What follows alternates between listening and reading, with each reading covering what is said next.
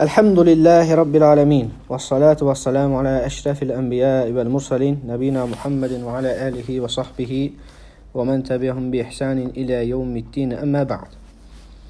Deməli, qardaşlar, Uca Allahın müvəffəqiyyəti ilə Umdatul Əhkəm kitabının şərhini oxumağa davam edirik. Namaz bölümündəyik, 6-cı hədis. Ümumən isə oxuduğumuz hədislərin 49-cu hədisidir bu. 49-cu hədisi oxuyuruq. Namaz bölümündə 6-cı hədis. An Abdillah ibn Abbas radiyallahu anhuma. Abdullah ibn Abbas radiyallahu anhuma deyir ki, A'tamən Nəbiyyə sallallahu aleyhi ve sellem bil-işə. Peyğəmbər sallallahu aleyhi ve sellem işə namazını gecikdirdi. A'tamə kəlməsi burada gəldi bir daha. Yəni gecikdirdi. Peyğəmbər sallallahu aleyhi ve sellem gecikdirmiş daxı namazı. Fəxaraca Umaru fəqal, As-salətə ya Rasulallah, raqadən nisa'u vəs-sibyan. Ömər radiyallahu anhu çıxır, deyir ki, ey Allahın Rasulü, namaz, qadınlar və uşaqlar yatdı. Fəxarəcə və ra'suhu yaqtur. Peyğəmbər sallallahu aleyhi ve sellem çıxdı, başından damcılar tökülürdü, su. Yaqul və dedi, Ləulə ən əşuqqa alə ümməti əv alən nəs ləəmərtuhum bihəzihi salati həzihi sa'a. Əgər deyir, mənim ümmətimə və yaxud da insanlara çətin olmasaydı, mən onlara bu namazı bu vaxtda qılmaqlarını əmr eləyərdim. Bu namazı bu vaxtda qılmalarını əmr eləyərdim.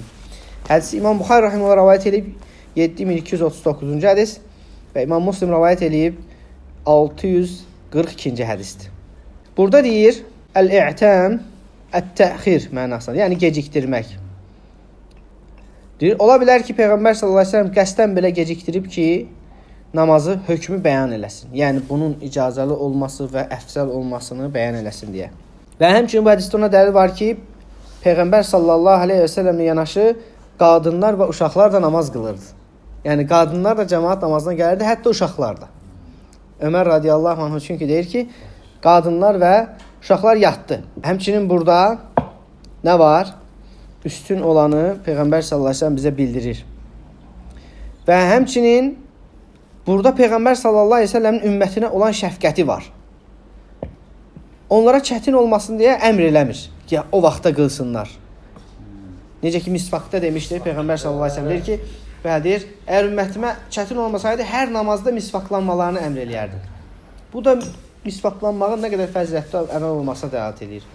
Və eyni zamanda namazı gecikdirmək, işa namazını nə qədər gör fəzilətlidir. Ki, Peyğəmbər sallallahu aleyhi ve sellem deyir ki, əgər ümmətimə çətin olmasaydı, bu vaxtda qılmalarını əmr eləyərdim. Subhanallahul-azim. Həmçinin ona deyir, dəlalət edir ki, bu hədis, əgər bir çətinlik olmasa, gecikdirmək işa namazını fəzilətlidir, üstündür. Əgər bir çətinlik yoxdursa, bir problem yoxdursa, gecikdir. Heç bir problem yoxdur.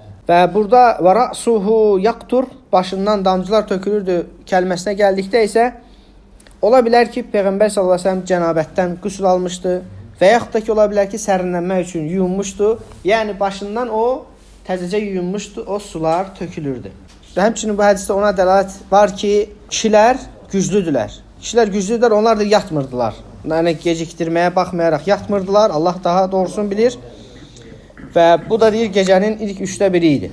Və bu hədisdə deyir, həmçinin ona dəlalət var ki, bu hədis həmçinin ona dəlalət edir ki, kişilər güclüdülər, yatmırlar, hətta gecikdirsə belə, Allahu aləm deyir, burada da bu gecənin 1/3-nə yaxın idi deyir, bu gecikdirmə.